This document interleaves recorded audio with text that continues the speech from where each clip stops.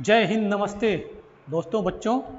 हम लोग जैसे कि पिछली क्लास में अभी पढ़ रहे थे यही सीरीज जो चल रही है आपकी यूपी बोर्ड की, हिंदी मीडियम की कह लीजिए, बायोलॉजी की, कि MCQ अर्थात वस्तुनिष्ठ प्रश्न है ना। इसका पार्ट 3 हम लोग पढ़ चुके, पार्ट 3 आज पढ़ेंगे। 2 पार्ट तक पढ़ लिए हैं। सुन रहे हैं उत्तर प्रदेश वालों, यूपी बोर्ड वाले बच्चों, ध्यान समझिए, बहुत ही महत्वपूर्ण है। तो इसके पहले एक थोड़ा सा सुधार हम आपको करेंगे। पिछली क्लास में जो हुआ था वो क्या है कि ये इसका एक्चुअली आंसर जो मैंने लगवाया था 2 जोड़ी है, तो आंसर सही है, लेकिन यहाँ पे थोड़ा सा इसको समझिएगा। हमने बता दिया कि जो ये अग्रचौणक बोला, अग्रचौणक कौन सा है, तो यहाँ पे हम थोड़ा सा गलत इंडिकेशन किए थे, उसको समझिए। यहाँ पे अग्रचौणक दांत हमारा जो है ये वाला होता है, प्रीमोलर। ये देखिए, जो ये है, ये वाले दोनों, ये दोनों है अग्रचौवर्णक। ये वाले जो हैं, ये जो जिसको हमने यहाँ बताया था अग्रचौवर्णक, इसको ये एक्चुअली इंसीजर, इसको हम लोग बोलते हैं, हिंदी में बात करें तो इसको बोलते हैं कृंतक। इसको बोलते हैं, जो इधर वाला है कृंतक बोलते हैं इसको, कृंतक। और ये है रदनक। और ये वाला है आपका, सॉरी ये नहीं, ये तो अग्रचौवर्णक है। एक सेकेंड,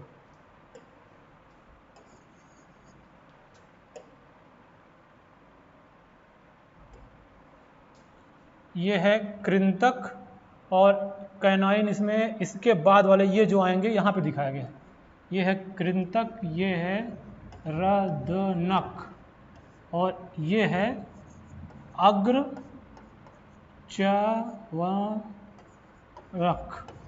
इसको पूछा था, तो ये होता है 2 जोड़ी है, मतलब एक जोड़ी ये, एक जोड़ी इधर, दोनों क्या हो गए 4। ठीक है, तो ये था, इसको देख लीजिएगा। बाकी आंसर सही था, आंसर में कोई दिक्कत नहीं। अब हम लोग चलेंगे अगले क्वेश्चन पे। हम लोग कहाँ तक शायद पढ़ लिए थे, 43 तक क्वेश्चन कर लिए थे। अब आज हम लोग इसके आगे थोड़ा समझेंगे 44 से। समझिए ध्यान से, देखिए। अब ये क्वेश्चन कह रहा है, क्या कह रहा है, ये कह रहा है कि लसिका में नहीं पाया जाता। लसिका क्या होता है? लसिका होता है लिम्फ। जैसे हमारा ब्लड होता है, देखिए हम बता रहे हैं, जैसे हमारा ब्लड सिस्टम होता है उसी तरह से हमारा लसिका सिस्टम भी होता है। ब्लड मतलब हमारा जो इसमें सर्कुलेटरी सिस्टम जो चलता है, तो ये क्या है, देखिए ये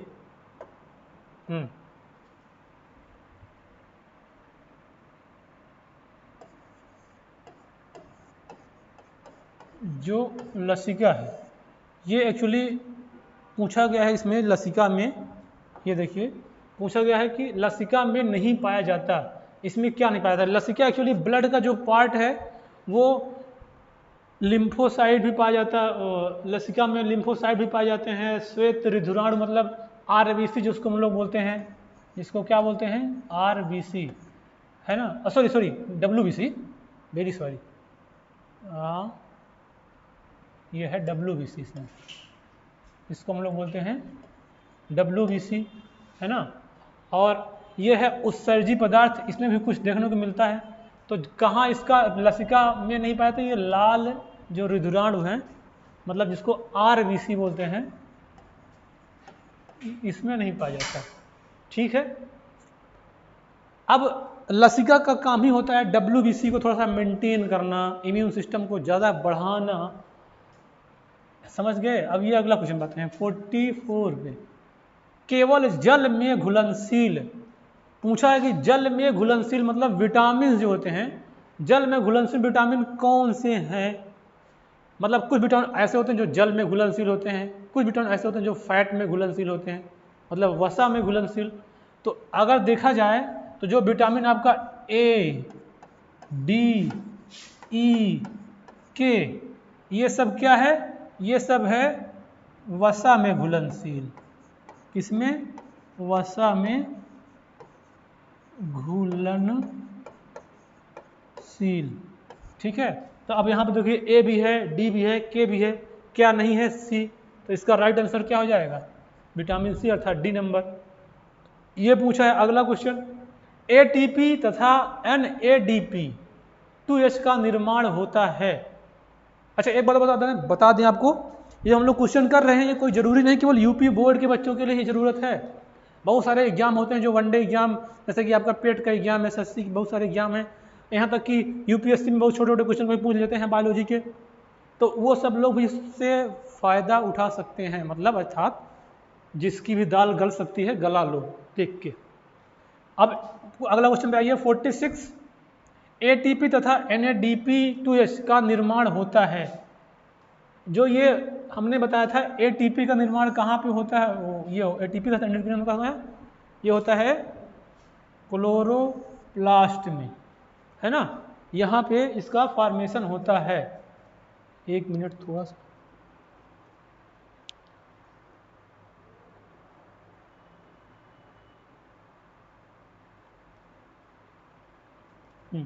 ठीक है। अगला क्वेश्चन देखिए, वह प्रक्रिया जिसमें जटिल कार्बनिक अणु, वह प्रक्रिया जिसमें जटिल कार्बनिक अणु सरल अणुओं में टूटते हैं उसको बोलते हैं अपचयी अभिक्रिया। एक्चुअली क्या होता है, हमारे बॉडी में सब कुछ जो चलता है ना, देखिए बता रहे हैं, यहाँ देखिए हमारे बॉडी में जितने भी प्रकार के हम लोग खाते पीते हैं, सब क्या होता है, खाएंगे पिएंगे और टूटेगा जुड़ेगा, हमको एनर्जी मिलेगा। जैसे कुछ चीज़ ग्लूकोज खाए वो पहले टूटेगा, फिर एटीपी के फॉर्म में एनर्जी बनेगा, वो जो टूट रहा है बन रहा है, ये सारी एक केमिकल प्रोसेस हमारे अंदर रासायनिक परिवर्तन चल रहा है। तो टूटना और जुड़ना इस सभी को मिला के बोला जाता है, एक नाम है उसको अंग्रेजी में बोलते हैं मेटाबॉलिज्म, ठीक है। इसको हिंदी में लिखेंगे उपापचय। अब ये जो क्वेश्चन यहाँ पे है, ये पूरा ना हुआ कि जिसमें जटिल कार्बनिक अणु सरल में टूटते हैं, मतलब टूटना। तो अब टूटना जो होता है, एक टूटेगा एक बनेगा, तो टूटना का बोलते हैं ये दो रंग होता है, एक अपचयी, ठीक है, और एक होता है, एक को बोलते हैं अपचयी और एक को बोलते हैं उपचयी।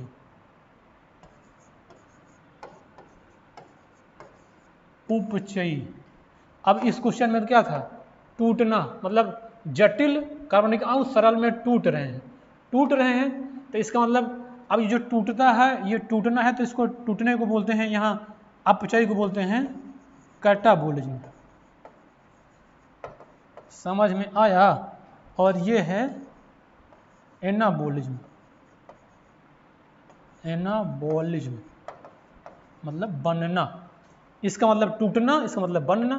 तो उपापचयी, अब इसका आंसर क्या होगा, इसका आंसर होगा ये वाला, अपचयी मतलब टूटना, तो इसका आंसर होगा A number, D number, B number. अगले क्वेश्चन पे आते हैं हम लोग। इतना तेज भागना भाई, हाँ, चर्मदाह या ओहो,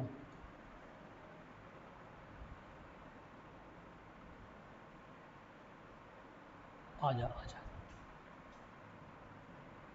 कंट्रोल, हाँ देखिए, चर्मदाह मतलब एक स्किन से संबंधित, हमारे जो चमड़ियों से संबंधित बीमारी है, उसको या पेलेग्रा बोलते हैं, वो किस विटामिन सी के कमी से होता है। मतलब क्या पूछ रहा है, एक बीमारी है चर्मदाह जो हमारे स्किन से संबंधित है, वो उसको पेलेग्रा रोग बोलते हैं, तो वो किसकी कमी से होता है, ठीक है, तो वो है विटामिन B5, तो इसका आंसर होगा सी नंबर। अगला है क्लोरोफिल अवशोषित करता है किसको, जल को, खनिज लवण को। क्लोरोफिल क्या है, क्लोरोप्लास्ट में पाया जाता है, जो कि सनलाइट से हमारा फोटोसिंथेसिस में हेल्प करता है, और उससे क्या बनता है, ग्लूकोज बनाने में। तो इसमें प्रकाश ऊर्जा को क्या करता है, अवशोषित करता है, ठीक है। अब निम्नलिखित में से कौन विषम पोषी है, आगे ना बात, इसके पहले एक समपोषी आया था, बता दे रहे हैं। देखिए नजर थोड़ा इधर लगाइए, पोषण जो होता है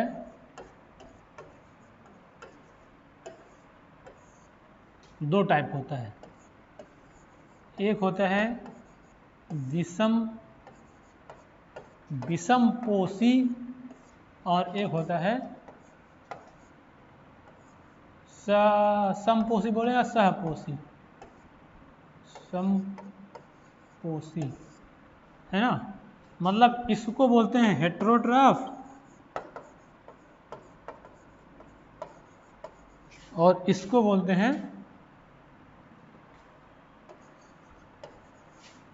ऑटोट्रॉफ। मतलब जो भोजन अपना खुद बना ले उसे समपोषी या सहपोषी बोल सकते हैं, ऑटोट्रॉफिक। और जो दूसरे पर डिपेंड है, जैसे पूरा एनिमल्स किस पे हैं, दूसरों पर डिपेंड है, उसे बोलते हैं हेटेरोट्रॉफिक। तो इसमें पूछा गया है कि निम्नलिखित में से कौन विषमपोषी है। तो विषमपोषी नहीं है पूछा गया, कौन नहीं है विषमपोषी। तो देखिए फफूंद मतलब फंगस, ये भी विषमपोषी है। फीताक्रिम ये भी एक एनिमल्स है, ये भी है। ईस्ट ये भी दूसरे पर डिपेंड होता है ना, ये फंगस में आते हैं। मनी प्लांट क्या है, ये प्लांट है। प्लांट सारे क्या होते हैं, ऑटोट्रॉफिक अर्थात समपोषी या सहपोषी। तो इसको बोलते हैं हम लोग ये विषमपोषी नहीं, अर्थात इसका आंसर क्या होगा, डी नंबर।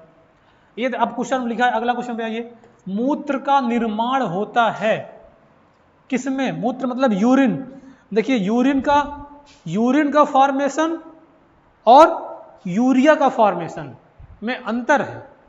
यूरिन जो होता है, क्या हुआ, यूरिन जो होता है वो बनता है, यूरिन का फॉर्मेशन अर्थात मूत्र का निर्माण होता है हमारे किडनी में, किसमें, वृक्क या किडनी बोलते हैं इसको, ठीक है। और लेकिन अगर पूछा जाए कि यूरिया का फॉर्मेशन कहाँ होता है, तो हमारे यकृत में होता है। यूरिया का फॉर्मेशन यकृत में होता है, इसके पहले क्वेश्चन एक आया था, हमने बताया था। लेकिन मूत्र का निर्माण कहाँ पे होता है, वृक्क में। बस में आई। अब अगले क्वेश्चन पे आइए, पूछा है लार में कौन सा एंजाइम पाया जाता है। लार में कौन सा एंजाइम पाया जाता है। तो जो हमारी लार ग्रंथियां होती हैं, एक्चुअली देखिए जो ग्रंथ होती है ना, उससे हार्मोन्स और एंजाइम का सिक्रीशन होता है। तो थोड़ा सा रिमाइंड कर दे रहे हैं, जो ग्रंथियां होती हैं वो दो ऐसे होती हैं। देखिए इंग्लिश में लिख देना, समझ जाएंगे आप लोग इसको बहुत ज़्यादा। जो ग्लैंड्स होती हैं ये है, एक होती है एक्सोक्राइन ग्लैंड्स और एक होती हैं इंडोक्राइन ग्लैंड और एक होती है बच्चा लोग मिक्स्ड ग्लैंड। इससे जो निकलता है, रिलीज होता है, उससे बोलते हैं एंजाइम, और इससे जो निकलता है उसे बोलते हैं हार्मोन्स, और इससे जो निकलता है उसे बोलते हैं बोथ हार्मोन्स एंड एंजाइम। बस में आई। मतलब एक्सोक्राइन ग्लैंड से क्या निकलता है, एंजाइम। इंडोक्राइन ग्लैंड से क्या निकलता है, हार्मोन्स। मिक्स्ड ग्लैंड से बोथ एंजाइम एंड हार्मोन्स निकलते हैं। अब ये जो क्वेश्चन पूछा गया था, यही पूछा गया था ना, कहाँ गवा, ये लार में कौन सा एंजाइम होता है पाया जाता है। तो इसमें कौन सा ये एंजाइम जो पाया जाता है वो है एमाइलेज। कौन सा एंजाइम होता है, एमाइलेज। अब पाचन तंत्र में, जो आपका पाचन तंत्र है, पाचन तंत्र में सब अधिकतर क्या यूज होते हैं, एंजाइम। हार्मोन्स का काम आता है, अभी जब हम लोग वो चैप्टर पढ़ेंगे कंट्रोल एंड कोऑर्डिनेशन, तो उसके बारे में बात करेंगे, ठीक है। अगला क्वेश्चन पे आइए, 54। अच्छा एक क्वेश्चन ये रह गया अभी, 53।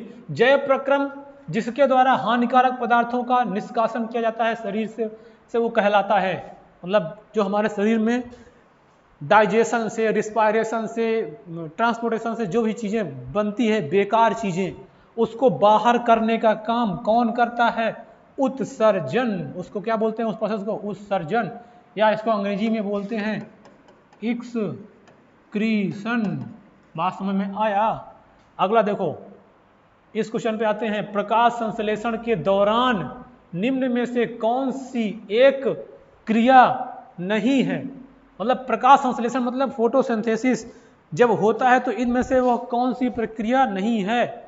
मतलब उसमें क्या होता है, हमारा जो सन से लाइट आती है उसको जो हमारे प्लांट लोग हैं उसको एब्जॉर्ब करते हैं, जो हम लोग CO2 छोड़ते हैं उसको भी ले लेते हैं, और नीचे से पानी लेते हैं और बनाते हैं ग्लूकोज, हमको देते हैं और हम लोग उसी से अपना जीवन यापन करते हैं। तो इसलिए अब इसमें हमको देखेंगे क्या चीज़ें कि इसमें कौन सी क्रिया नहीं है। तो क्लोरोफिल द्वारा प्रकाश ऊर्जा को अवशोषित किया जाता है, बिल्कुल सही बात है।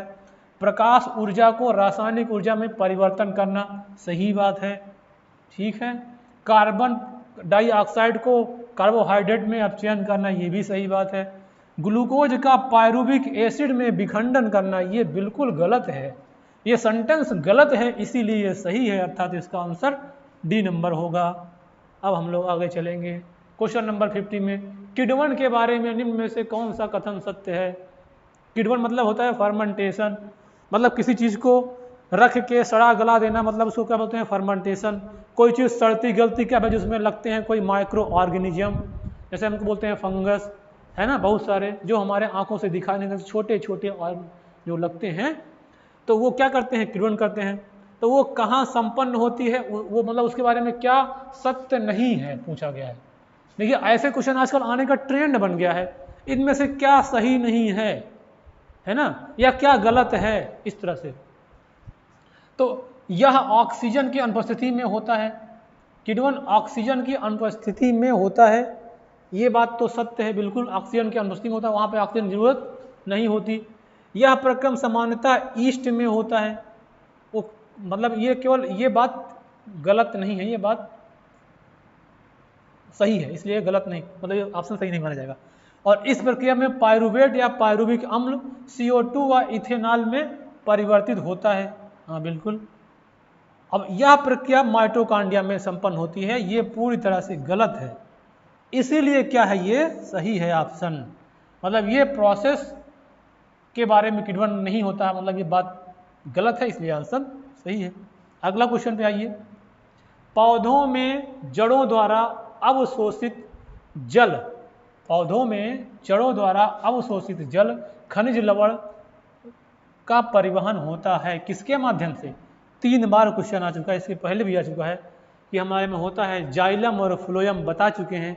जो जाइलम होता है उससे जल का, जो फ्लोएम होता है उससे फूड का ट्रांसपोर्टेशन होता है दोस्तों। तो जो जाइलम, इसमें जल की बात की जा रही है, तो जल का बात किया तो इसका आंसर क्या होगा, जाइलम बताए थे, जल जल जल मतलब जाइलम, ठीक है।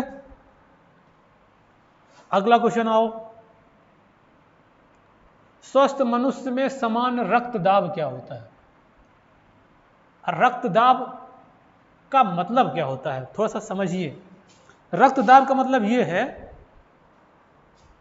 जैसे हमारा हार्ट क्या करता है, ब्लड को पंप करता है, समझ आई, हमारा हार्ट जो है ब्लड को पंप करता है। अब वो ऐसे चलता है, एक बार फूलेगा एक बार पिचकेगा, एक बार फूलेगा एक बार पिचकेगा।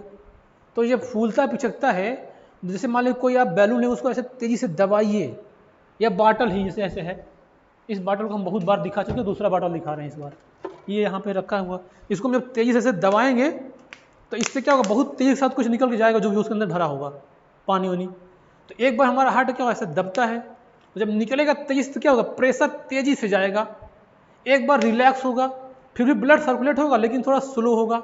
तो जब दबेगा तो बहुत तेजी के साथ जो ब्लड हम बॉडी में सर्कुलेट होता है तो उसका प्रेशर क्या रहेगा, ज़्यादा, और जब फैल जाएगा मतलब अपने स्थान पर जाएगा तो क्या होगा, प्रेशर हो जाएगा कम। तो वही बताइए, ये जो प्रेशर होता है वो कितना ज़्यादा हमारा नॉर्मल होता है। तो ये होता है हमारा 120, मतलब जब दबता है तो 120, जब आराम करता है तो 80। बाकी प्रोसेस हम समझेंगे आगे, अब वो अगली क्लास में बहुत अच्छे से। तो ये 120/80 इसका क्या है, नॉर्मल। बोला था किसी का बीपी बढ़ गया, ब्लड प्रेशर बढ़ गया, अक्सर आजकल तो बीमारी हो गई है, ब्लड प्रेशर किसी का भी बढ़ जा रहा है। अब आप लोगों का ब्लड प्रेशर हमेशा ही बढ़ता रहता है, आजकल की generation, TikTok log Instagram reel, है ना। इधर देखिए, तो इसका अब जैसे मान लीजिए किसी बढ़ गया तो हो सकता है कि 140 चला जाए, अब ये जो 80 था ये हो सकता है 90 चला जाए या कुछ और चला जाए, तो उसको बोलते हैं ब्लड प्रेशर बढ़ना। इससे कम होगा तो किसी की ब्लड प्रेशर कम हो जाता माना जाता है। अगला क्वेश्चन पे आइए, प्रकाश संश्लेषण के दौरान क्या नहीं संश्लेषित होता? प्रकाश संश्लेषण जब होती है तो संश्लेषित मतलब कुछ चीज बनती है, और जो बनती है उसको बोलते हैं संश्लेषित होना। अब प्रकाश संश्लेषण में क्या बनता है? हाइड्रोजन वाटर का यूज होता है, कार्बन डाइऑक्साइड का यूज होता है, क्लोरोफिल का यूज होता है, और सनलाइट जो होती है उसका यूज करके बनाता क्या है? ग्लूकोज बनता है, ऑक्सीजन, ये ऑक्सीजन संश्लेषित होती है, और जल भी बनता है। लेकिन बनता क्या नहीं है? CO2, ये बनता नहीं, इसका यूज किया जाता है। इसीलिए यही आंसर क्या होगा? इसका सही आंसर होगा। ठीक है, अब अगले क्वेश्चन पे आइए, कूपिका या वायु कोष्ठक पाई जाती हैं। ये हमारे फेफड़े में पाई जाती हैं। वायु लिखा हुआ है, वायु मतलब हवा, और ये कोष्ठिका, ये यहाँ पे हम एक इमेज रखे हैं, देख सकते हैं इससे। ये हमारा फेफड़ा है, ये देखा, यहाँ से ऑक्सीजन ऐसे आएगा, है ना, शंकर ग्रह वालों, यहाँ से ऑक्सीजन ऐसे आएगा, और फिर यहाँ पे ये जो छोटा सा पार्ट को कट करके यहाँ बड़ा दिखाया गया है, तो ये जो छोटा छोटा दिख रहा है ना, ये है कूपिका, समझा? तो वही बोला कि ये कूपिका जो है किस में देखने को मिलता है। अब इसी जो कूपिका अगर हम ऐसे बनाए यहाँ पे ना, तो यहाँ पे मान लो ऑक्सीजन आया है तो ये हमारे सेल में चला जाएगा, यहाँ पे हमारी सेल रहती है, और यहाँ पे जो CO2 रहता है वो इसमें चला जाएगा, फिर ऐसे बाहर निकल जाएगा। ठीक है, तो ये क्वेश्चन ये तो पूछे है ना, पाई जाती किसमें? फेफड़ा में। इसका राइट आंसर क्या होगा? फेफड़ा होगा ना। अब अगला देखो, है परेशान कर भाई, पौधों में जल परिवहन, फिर से वही क्वेश्चन आ गया है। पौधों में जल परिवहन हेतु होता है क्या? जाइलम, सीधे सीधे, जल से जाइलम, फूड से फ्लोएम। बात समझ में आई? ठीक है, अगला क्वेश्चन, अगला और लास्ट क्वेश्चन है ये। लास्ट क्वेश्चन क्या है? ये देखिए, निम्नलिखित में से कौन सा जोड़ा प्रकाश संश्लेषण की अभिक्रिया में, निम्नलिखित में से कौन सा जोड़ा प्रकाश संश्लेषण की अभिक्रिया में प्रयोग किया जाता है? कार्बन डाइऑक्साइड एवं ऑक्सीजन। प्रकाश संश्लेषण में इन दोनों में क्या यूज किया जाता है? तो कार्बन डाइऑक्साइड और ऑक्सीजन ये एक साथ तो यूज होता नहीं है ना। जल एवं ऑक्सीजन ये भी एक साथ तो यूज नहीं होता है। जल एवं कार्बन डाइऑक्साइड मतलब क्या होता है? इसे अगर बात करें तो CO2 प्लस H2O यही होता है। इधर क्या रहता है? सनलाइट, और इधर जाता है, और यहाँ पे हमारा रहता है क्लोरो